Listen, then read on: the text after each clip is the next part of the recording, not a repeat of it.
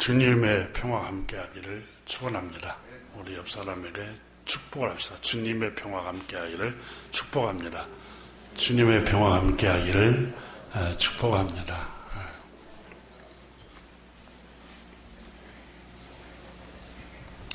영국의 작가인 섹스피어는 오셀로라는 작품에서 습관이 얼마나 무서운 힘인가에 관해서 작가인 섹스피어는 오셀로라는 등장인물을 통해서 다음과 같이 말을 했습니다. 오셀로라는 인물은 군인으로 평생 전쟁터에서 살아온 아주 용맹한 장군입니다. 그가 출전하기 전에 여러 원로들, 의원들 앞에서 이렇게 말합니다. 여러 의원님들, 또 원로 여러분, 습관의 힘은 참으로 무서운 것입니다.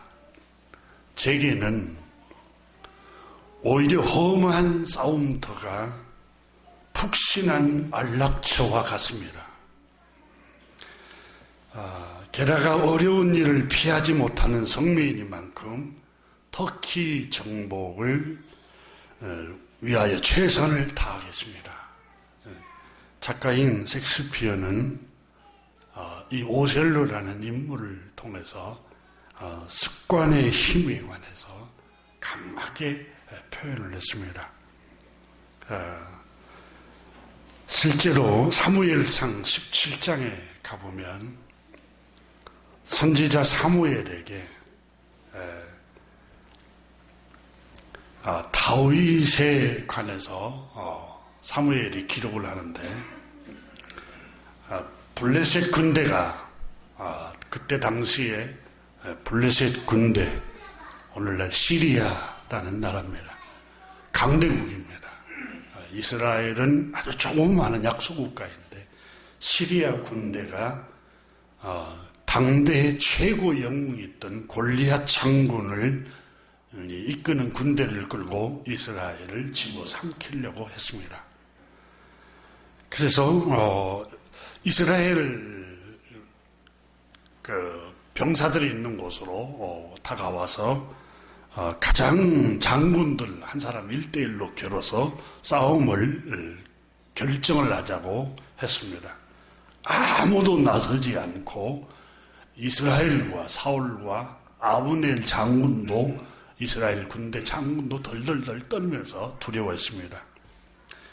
그때 소년 다윗이 아버지 이새의 심부름을 받아서 빵 몇 조각과 치즈 가지고 형들을 찾아와서 이 광경을 보고 이스라엘 군대가 덜덜 떨고 있는 모습을 보고 이 사울왕 앞에서 내가 저 골리앗을 장군을 단번에 무찔러 버릴 테니까 염려하지 마십시오. 이렇게 소년 다윗이 고백을 하는데 사울왕이 너는 어리고 소년이고 애띠한데 저 사람은 평생 전쟁터에 산 사람인데 네가 어떻게 이길 수 있겠느냐 이렇게 물을 때 다윗이 유명한 말을 합니다. 사무엘상 17장 34절에 보면은 습관에 대해서 이렇게 기록을 합니다. 다윗이 사울에게 말하되 주의 종이 아버지의 양을 칠 때는 어린 시절, 소년 때부터서 아주 어린 시절부터 양을 쳤습니다. 아버지의 양을 칠 때 사자나 곰이 와서 양떼에서 새끼를 물어가면 내가 그때 따라가서 그것을 치고 그 입에서 새끼를 건져내고 수염을 잡고 그것을 쳐 죽였나이다. 내가 아버지 양을 칠 때 어려서부터서 그 일을 했습니다. 이렇게 고백을 합니다. 그리고 주의 종이 사자와 곰도 쳐서 넘어뜨렸은즉 저 하나님의 군대를 모욕하는 할례받지 못한 블레셋 사람 그 한 사람을 쓰러뜨리지 못하겠습니까? 그가 그 짐승 중에 하나같이 될 것입니다. 그리고 이제 그러자 사울 임금이 자기 가죽 갑옷을 입혀줘도 다 벗어버리고 자기 습관대로 갑니다. 습관대로. 물맷돌을 가지고 블레셋 사람 장군 골리앗에게 갑니다. 그래서 그 돌멩이 하나 가지고 그 양떼를 지킬 때 사자나 곰을 때려 눕힐 때 그 돌멩이 하나로 그대로 던지니 블레셋 사람 골리앗의 이마에 맞고 쓰러져 거기에 기절해 버리고 맙니다. 성경의 사무엘상 17장에 다윗이 그렇게 고백합니다. 내가 소년이지만 어려서부터 아버지의 양을 칠 때 습관이 되어 있습니다. 이렇게 고백을 하는 걸 볼 수 있습니다. 습관은 달인을 만들어낸답니다. 다시 말하면 습관은 반복된 행동을 규칙적으로 할 때 몸에 쫙 달라붙는다는 거예요. 무엇이든지 처음에는 어색합니다. 서툴고 낯섭니다. 그러나 그것을 자주 반복을 하게 되면은 점점 쉬워집니다. 그래서 반복된 행동은 습관을 낳고 그 습관은 성품으로 바뀐다. 그래서 성품으로. 그래서 마침내 습관이 되면은 무의식 가운데서 그 행동이 나옵니다. 여러분 기술도 처음부터 누가 기술이 탁월해가 있어요. 계속 한 가지 일만 반복하면은 그 스킬이 몸에 익혀지는 겁니다. 모든 기술이, 모든 분야가 다 그렇습니다. 심지어 학문도 여러분 반복입니다. 언어를 익히는 것도 반복하면 그게 처음에는 힘들고 어렵지만 익숙해지면 자연스러워집니다. 우리가 사는 것도 마찬가지입니다. 낯선 곳에 우리가 저 고향을 떠나서 객지로 올라옵니다. 처음에는 낯설어서 물도 설고 낯도 설고 서투릅니다. 그리고 불안하고 두렵고. 근데 그게 오래 머물면 아주 편안한 장소가 됩니다. 그래서 여러분 사는 곳이 고향이다 그러잖아요. 내가 살고 있는 정든 곳이 고향이 돼버리는 거예요.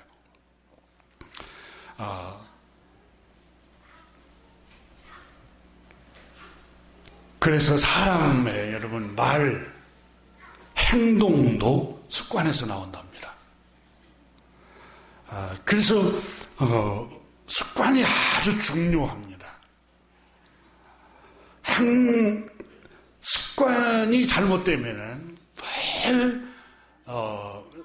말과 행동이 다른 사람을 상처를 주는 일을 한다는 겁니다.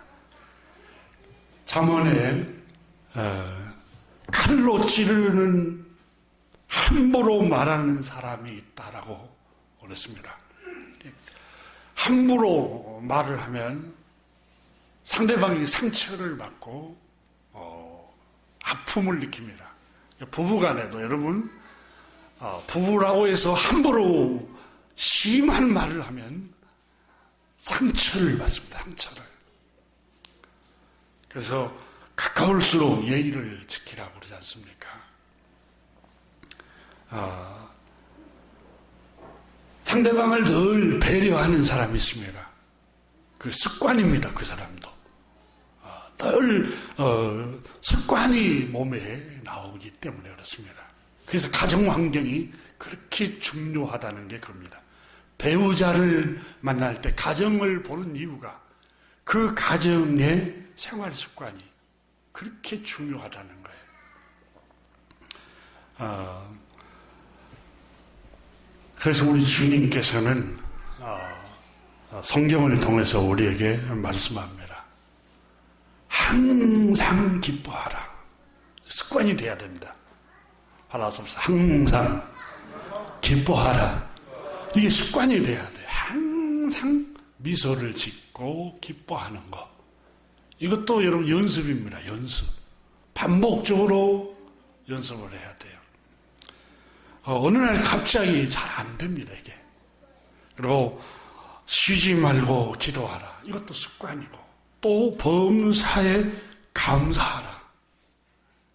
만나면 늘 불평하는 사람이 있어요. 왜 그러냐면 습관이 그렇습니다. 여기서 불평하는 사람은 저쪽으로 가서도 불평하고 집에서 불평한 사람들은 직장에 가서도 불평을 합니다. 그러니까 모든 일에 감사하라고 성경은 말씀합니다.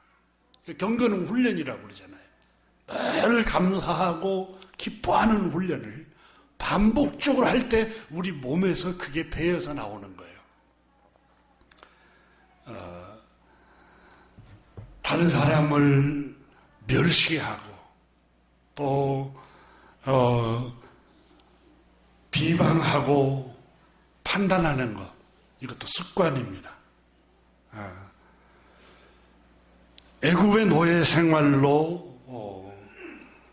430년을 지냈던 이스라엘 백성들은, 여러분 노예 생활을 430년을 지내다 보니까 늘 학대받고 늘 폭력을 당하고 또 늘 압박을 받으니까 그 애굽 사람들을 향한 마음이 어떻게 했어요? 원망과 불평과 또 얼마나 한이 맺힌 마음이 들겠어요. 그러니까 애굽에서 해방을 받아서 이스라엘 백성들이 자유의 몸이 됩니다. 근데 출애굽기를 읽어보면은 여러분 소를 치고 찬양을 하며 하나님을 노래하는 게 딱 하루였습니다. 그리고 대부분 40년간 늘 불평만 합니다. 원망하고 불평하고. 왜 그랬을까요? 430년간 노예 생활, 애굽의 노예 생활로 있으면서 늘 원망하고, 애굽 사람 원망하고 불평하고 늘 학대받은 것 때문에 괴롭힘을 당하니까 감사가 안 나오니까, 그게 몸에 배이니까 이스라엘 백성들이 자유를 얻었음에도 불구하고 감사할 줄 몰라요. 늘 원망하고 불평하고 환경 탓하고 하나님 원망하고 모세 원망하고 또 고기가 없다고 원망하고 만나 이거 밋밋한 만나 일용할 양식만 있는 거 그것 원망하고. 제가 이번 주간 지난 주간에 이사야서를 이렇게 묵상하고 있는데 하나님께서 내가 남겨놓지 않았다면, 내가 너희들 유대민족을 남겨놓지 않았더라면 소돔과 고모라와 같이 파멸당하고 말았을 것이다. 이 말씀을 읽는데 가슴이 너무 뜨거워지더라고요.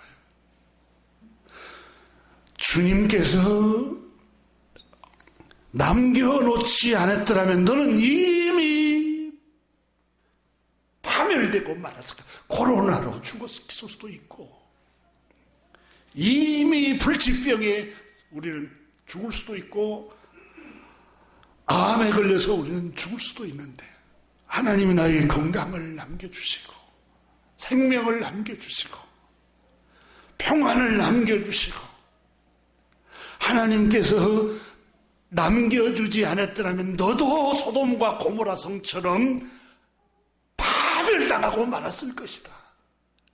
그래서 찬양이 가슴에 터져 나왔어요. 지금까지 지내온 건 주의 크신 은혜라. 한이 없는 주의 사랑 어찌 이루 말하랴. 하나님이 너의 생명을 남겨놨기 때문에 오늘 네가 있지.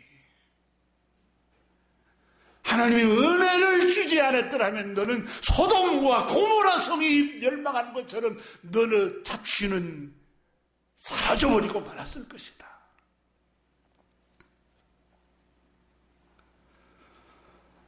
하나님의 은혜에 너무 감사한 것 같아요. 사는 것 자체가. 교회 여러분, 항상 감사하는 말을 하십시오. 긍정적인 말을 하십시오. 가정에서 늘 위로하는 말을 하십시오. 위로하는 말. 내가 직장 갔다 왔는데 그것도 안 해놨어? 직장에 갔다 와서 너무 피곤해갖고 들어왔는데 왜 이렇게 이제 오세요? 이러지 말고 여러분 위로의 말을 하십시오. 감사하는 말을 하십시오. 따뜻한 말을 하십시오.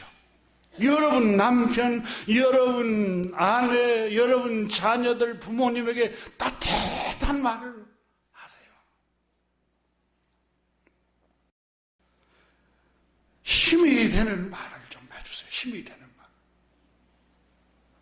생각하면서 이게 습관이 돼야 돼. 늘 습관이 되다 보면은 여러분 늘 용기를 주고 힘이 되고 위로하는 말을 하게 됩니다. 교회 여러분 가족이 뭡니까? 위안이 되고 위로가 되고 힘이 되는 게 가족 아닙니까? 허물 많은 사람들이 잘못만 지적한다 보면은 여러분 그 가족의 의미가 없어요. 다 지적을 하고 다 허물을 들춰도 집에 들어오면은 감싸주고 용기를 주는 말을 해주고 격려하는 말을 해줘야 돼요. 여러분 구성원 중에 한 사람이 불평하면 가족 또 한 사람이 불평합니다. 조금 허물이 있고 양이 좀 차지 않아도 따뜻한 말을 하면 엄마가 따뜻한 말을 하면 아빠도 따뜻한 말을 하고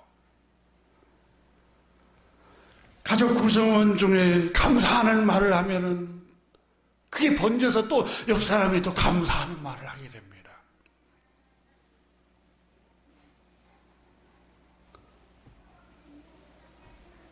멸시하고 허물을 들추고 없이 여기는 말을 하면 분위기가 우울해집니다.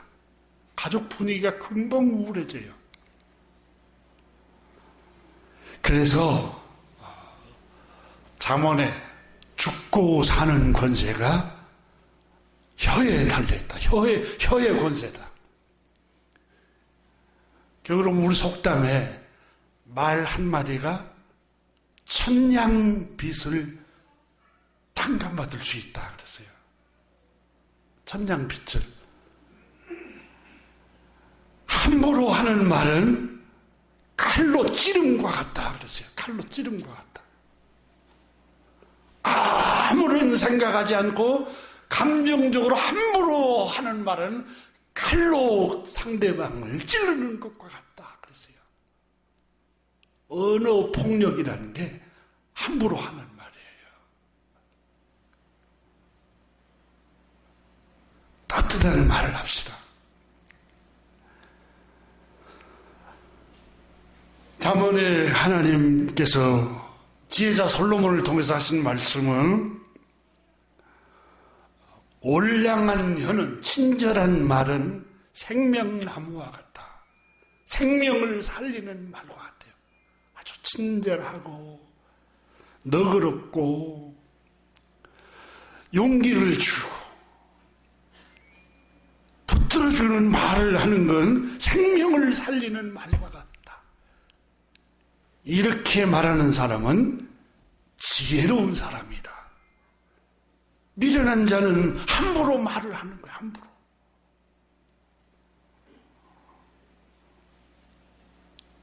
다정다감하게 조금 말도 하고, 다정다감하게 조금 고마움도 표시하고, 감사함을 표시하는 것. 이게 지혜입니다, 지혜. 그래서 성경은 항상 은혜를 끼치는 말을 하십시오. 이렇게 말합니다. 감사하는 말을 하십시오. 덕을 세우는 말을 하십시오. 이렇게 성경은 우리에게 말씀합니다. 다른 데서 여러분 원망하고 불평하다가 모처럼 모인 장소에서 감사한 말이 잘 안 됩니다. 가정에서부터, 부부관계부터서, 부모와 자식 관계부터서 늘 기뻐하는 말, 감사하는 말, 용기를 주는 말. 이렇게 할 때 여러분 우리 몸에 습관이 되고 성품이 되는 거예요. 바울 선생은 로마서 오늘 본문 2장에서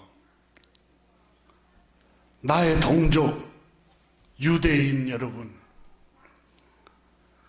다른 사람에 관해서 어째서 판단하고 그렇게 비방을 하십니까?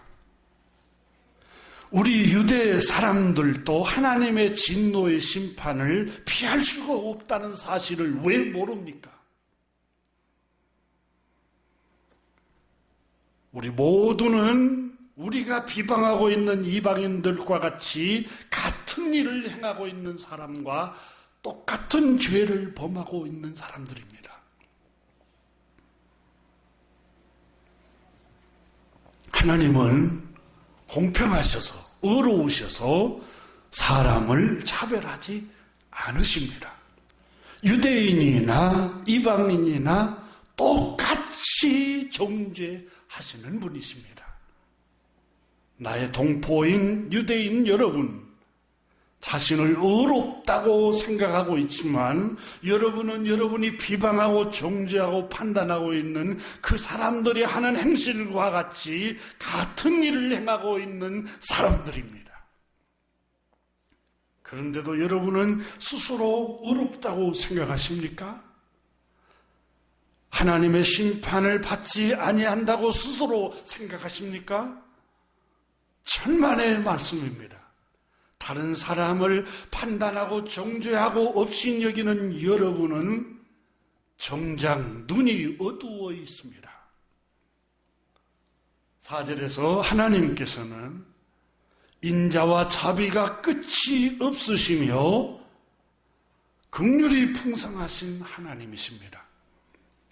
그분의 친절함과 관대함과 오래 참으심은 끝이 없으신 분입니다. 여러분을 향하신 하나님의 끝없는 사랑, 변함이 없습니다. 나의 형제인 유대인 여러분은 알아야만 합니다. 하나님께서는 자비가 끝이 없으시다는 것을 여러분은 알아야 합니다. 친절하심이 한이 없으신 분이십니다. 하나님은 여러분이 회개하고 지금도 돌이키고 완전히 말씀 앞으로 돌아오기를 참고 기다리고 계시는 은혜가 풍성하신 분입니다. 그러나 잊지 말아야 될 것이 있습니다. 하나님의 인자와 자비가 끝이 없으시고 관용과 오래 참으심이 끝이 없으시다는 사실을 여러분 이용해서는 안 됩니다. 하나님의 인자하심과 오래 참으심, 그것을 멸시해서는 안 됩니다. 왜냐하면 어느 날 갑자기 우리 생명이 다하는 그날 어려우신 하나님 앞에서 심판을 받기 때문입니다. 여러분 오늘 본문 4절을 같이 한번 주목해 보세요. 혹 내가 하나님의 인자하심이 너를 인도하여 회개하게 하심을 알지 못하여 그의 인자하심과 용납하심과 길이 참으심이 풍성함을 멸시하느냐.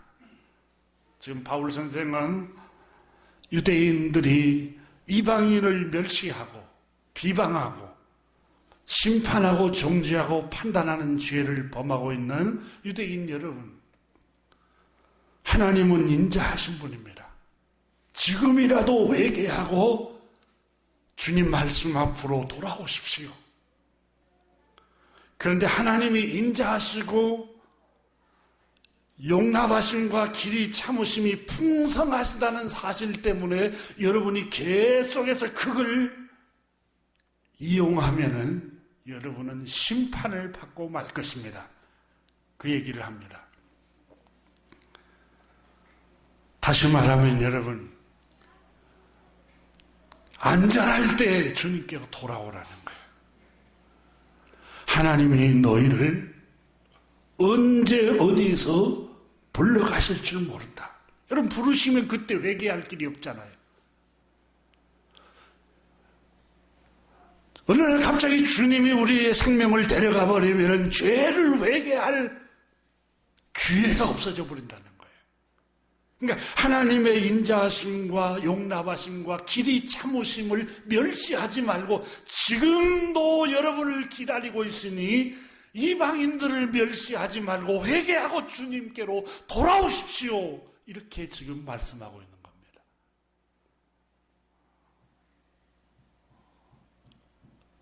오늘이 마지막이 될 수도 있습니다. 라는 유대인들에게 경고하는 말씀입니다.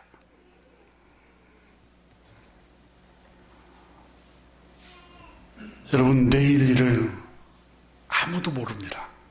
저나 여러분이나 내일 일을 아무도 모릅니다. 내일 일은 주님만이 아십니다. 주님의 손에 달려 있습니다. 우리 복음찬송가에도 내일 일은 난 몰라요. 하루하루 살아요. 불행이나 요행함도 내 뜻대로 못해요. 그렇잖아요. 주님이 은혜를 베풀어 주세요.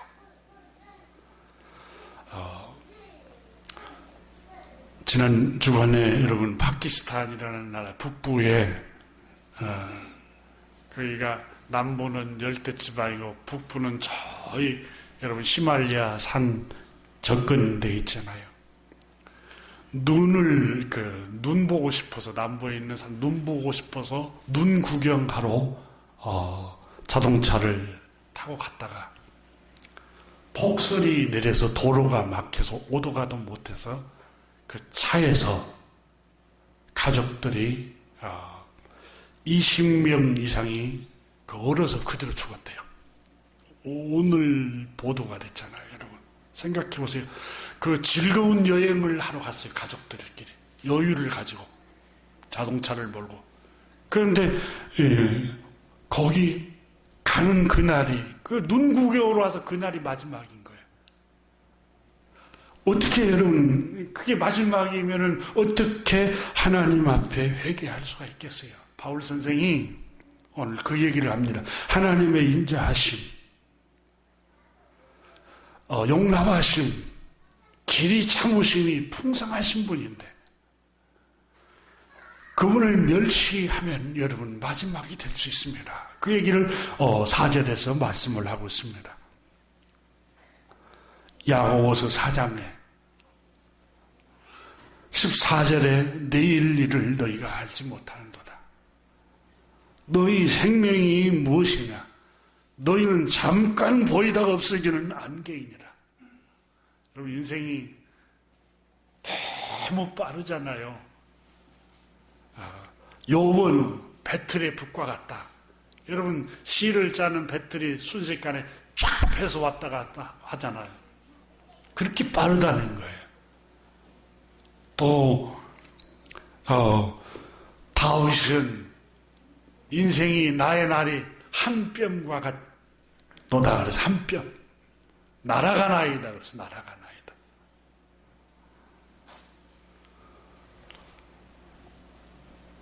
모세는 여러분 풀의 꽃과 같이 잠깐 피었다가, 이사야 선지자도 그렇게 말씀했고,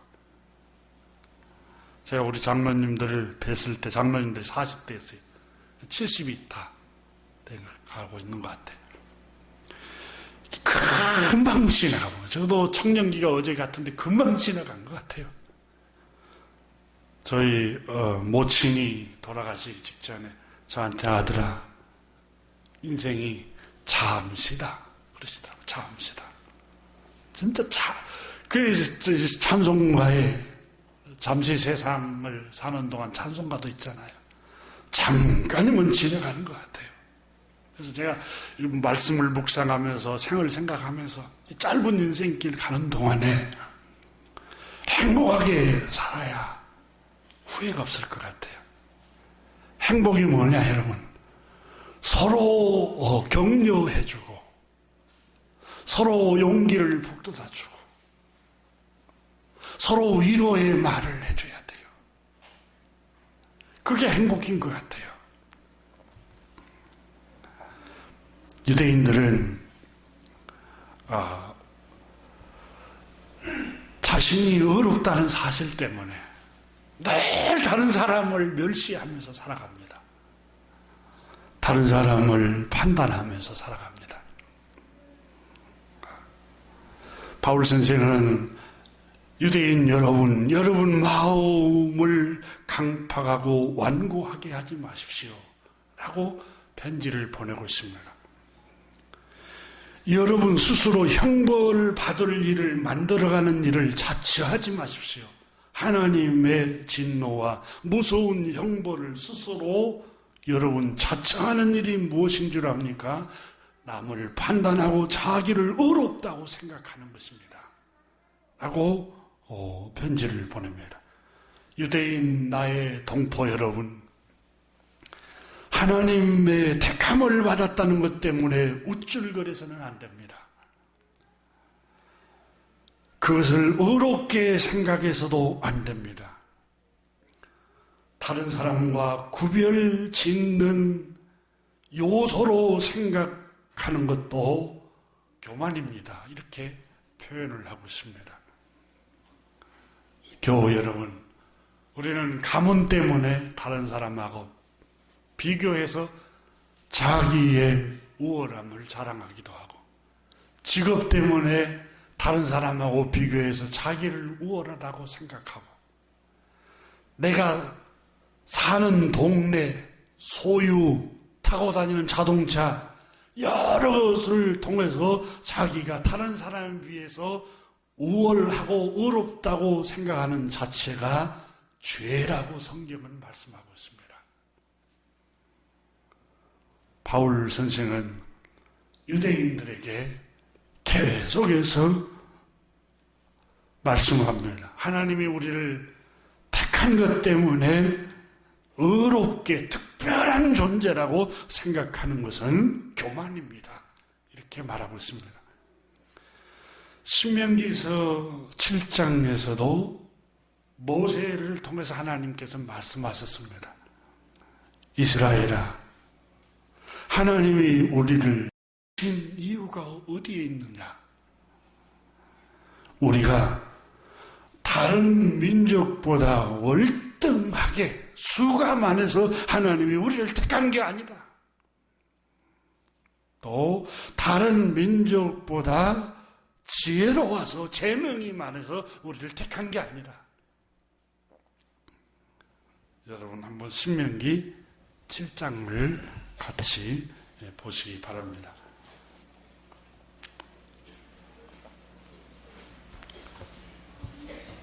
이 말씀은 나를 돌아볼 수 있는 말씀입니다.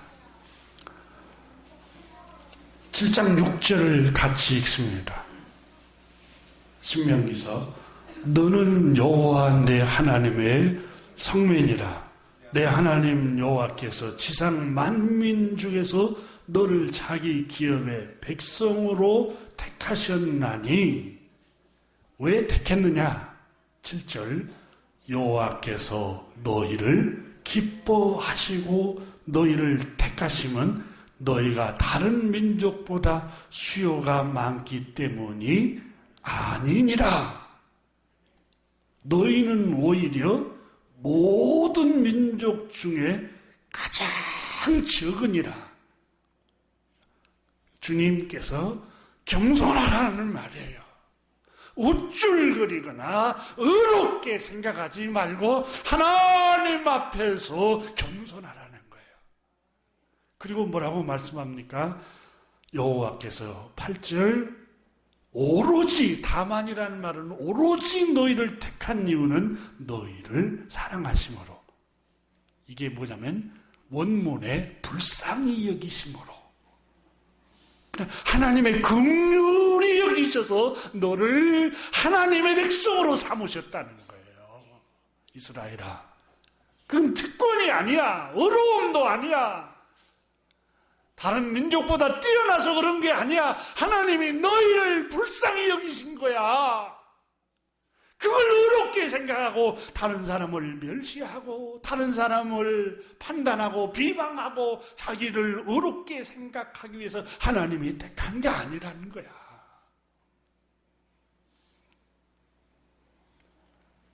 더 겸손할 것을 모세를 통해서 하나님이 말씀하신 겁니다. 교우 여러분, 우리는 내가 기도 많이 해서 이렇게 하나님 복을 많이 주셨지, 내가 도덕적으로 어렵게 다른 사람에 비해서 더 깨끗하게 살아서 하나님이 나에게는 복을 주신 거야. 그렇지 않습니다. 은혜로 주신 겁니다. 은혜로. 하나님이 사랑하셔서 은혜로 불쌍히 여기셔서 긍휼을 베푸신 거예요. 긍휼을 베푸셨어요. 신명기 8장 14절을 보세요. 한번 봐보세요. 14절을 한번 읽어봅니다. 시작. 내 마음이 교만하여 내 하나님 여호와를 잊어버릴까 염려하노라. 여호와는 너를 애굽 땅 종되었던 집에서 이끌어내시고 너는 애굽 땅 종노예였어. 지금 그걸 강조하고 있는 거예요.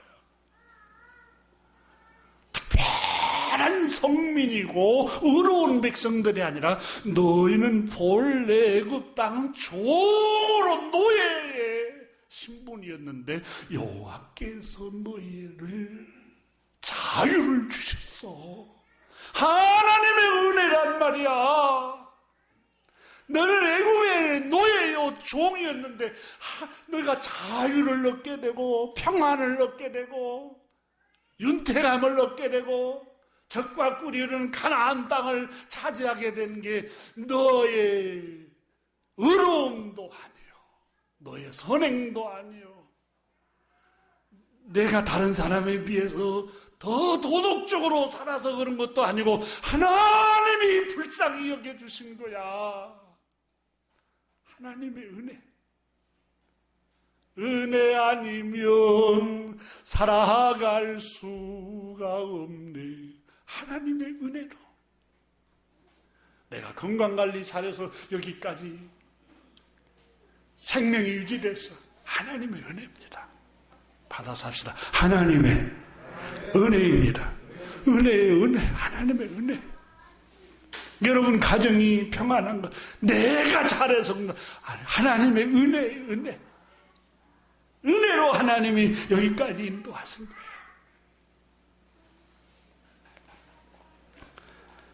신명기 8장 14절에 내 마음이 교만하여 내 하나님 여호와를 잊어버릴까 염려하노라.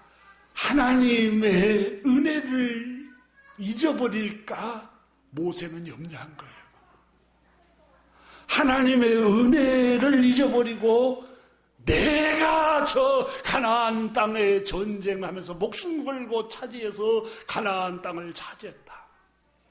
내가 피눈물 나는 고생을 하면서 저 홍해 바다를 건너와는 그 수고 때문에 내가 자유를 얻었다. 아니, 하나님께서 은혜를 주신 거예요. 은혜를. 여러분, 우리가 아무리 수고를 했어도 그 수고와 노력할 때 그때 하나님이 내 생명을 지셨더라면 오늘이 없어요, 우리에게. 너를 내 그 땅 종되었던 집에서 이끌어내신 분, 하나님의 은혜예요.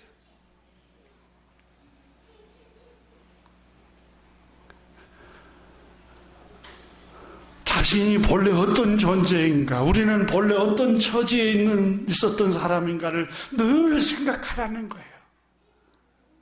가장 작은 자들이요, 애굽의 노예로 이스라엘 백성, 우리는 어떻습니까? 우리는 죄의 노예로 살았던 사람들이에요. 정욕의 노예로 살았던 사람들이에요. 욕망의 노예로 살았던 사람들이, 우리가 여러분 그리스도 밖에 아직도 머물러 있다면 우리는 허랑방탕하고 어두움 속에 헤매고 있을 수 있어요.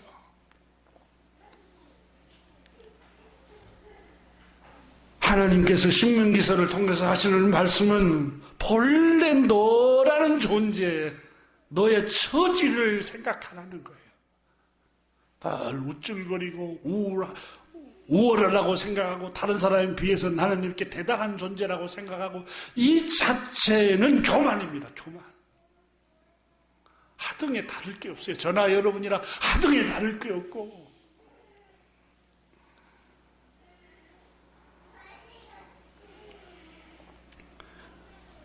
이사야서나 예레미야서를 보면 여러분, 하나님께서 너희를 어머니가 태에서 핏덩이로 날 때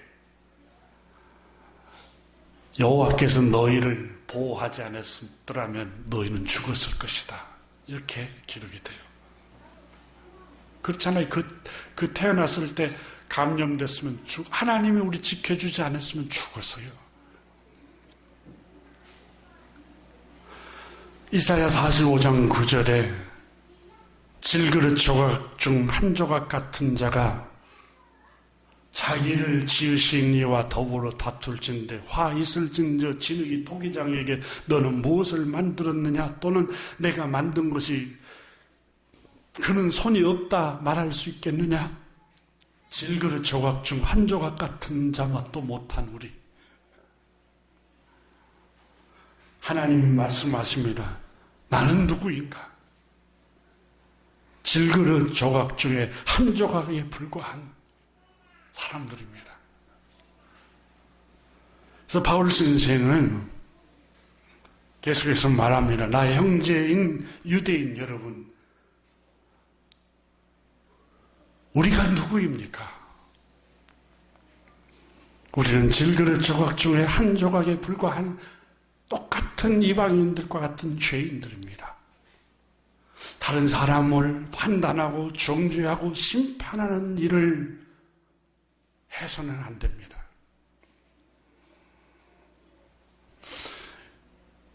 여러분 스스로 하나님의 형벌과 심판을 자처하는 일입니다.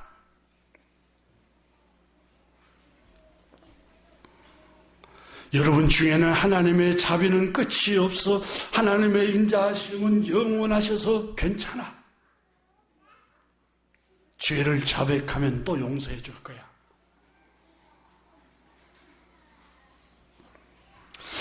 하나님은 우리가 금식 기도하면 용서해 줄 거야 하고 여전히 여러분 계속해서 자기를 어렵게 생각하고 다른 사람을 판단하고 멸시하고 비방하고 정죄하고 심판한다면 하나님의 오래 참으심과 관대하심을 멸시하고 있는 일입니다. 이렇게 말하고 있는 겁니다.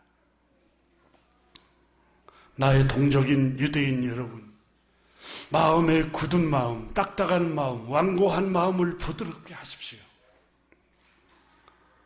지금 여러분이 굳은 마음, 완고한 마음으로 다른 사람을 판단하고 비방하고 정죄하는 것은 여전히 하나님의 인자하심을 멸시하는 일입니다. 하나님의 형벌은 무섭습니다. 바울 선생은 그렇게 말합니다. 하나님의 형벌은 5절을 한번 보십시오. 다만 너의 고집 그리고 회개하지 아니한 마음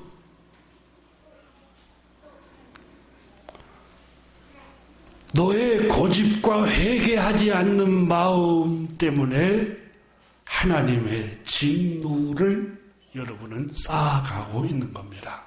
이렇게 말합니다. 여러분 마음의 고집, 이 고집을 구약성경은 강팍함이라고 표현했습니다. 마음의 완악함, 강팍함.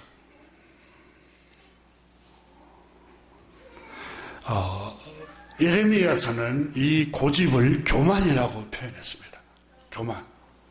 강팍함, 완악함을 교만, 고집 이렇게 성경은 해석을 다양하게 하고 있습니다.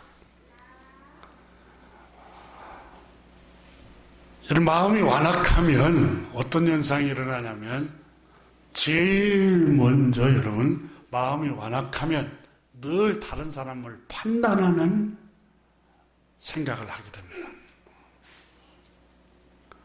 마음이 회개하고 주님 말씀으로 돌아오고 가난하면 판단할 사람이 없어요. 나도 똑같은 죄인이니까. 여러분 도토리 기적이죠. 의로우면 얼마나 어렵겠어요. 도덕적이면 얼마나 더 도덕적이겠어요. 다 똑같죠. 저나 여러분이나 별반 다를 게 없어요. 여러분 어떤 교주들이나 이단들 또 성직자들 중에 자기를 거룩한 척한 사람들 다 위선입니다. 위선. 뭐 거룩한 게 뭐가 있어요? 다 인간의 육체를 입고 온 사람들은 다 거기에 다 사람을 속이는 거예요. 거룩한 척하는 거예요. 바울 선생은 그 점을 우리에게 말씀을 하고 있습니다. 이 완악함, 강팍함, 고집 때문에 하나님의 심판과 진노를 내리신다고 말씀합니다.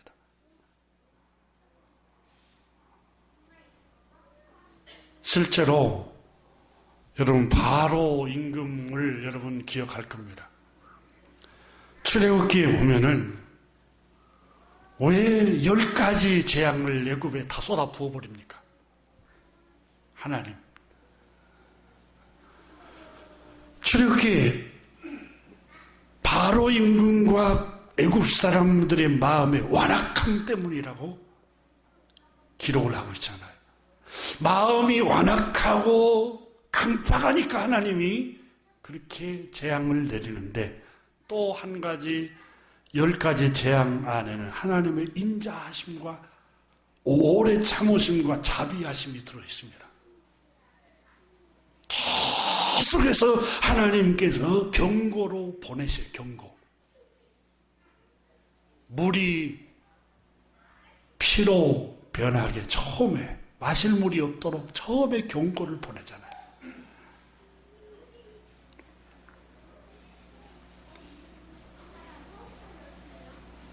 하나님께서 계속해서 10가지 재앙을 하나씩 보내는 게 깨달으라고 보내죠. 하나님이 참고 인자하심과 인내하심이 기다리고 있다는 거예요. 더 큰 재앙이 내리기 전에 돌아서라는 거예요.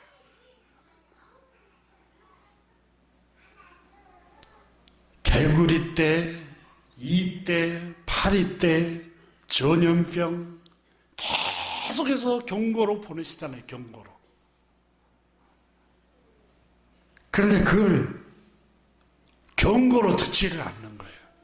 완악함과 강팍함을 그대로 가지고 있으니까 하나님께서 마지막 재앙 중에 10가지 재앙 중에 장자 바로 임금 아들을 쳐서 데려가 버립니다. 그리고 애굽의 모든 백성들의 장자 아들을 다 쳐서 죽여버립니다. 하나님께서 못 깨달으니까. 그래도 못 깨닫습니다. 두려워서 이스라엘 백성들 내 백성을 보내라. 그들이 나를 예배할 것이다. 예배를 방해하도록 계속 추격해 가니까 바로 임금과 바로의 군대를 어디에 수장시켜 버립니까? 홍해 바다에 넣어서 다 수장을 시켜버립니다. 하나님의 진노, 강팍함과 완악함 때문에 쌓아가지 말라고 오늘 본문 5절에서 경고를 하고 있습니다. 그러면서 6절을 봅니다. 하나님께서 각 사람에게 그 행한 대로 보응하신다. 행한 대로 하나님이 보응하시는 거예요. 교우 여러분, 우리가 착한 마음을 가질 때 하나님이 착한 복을 주십니다.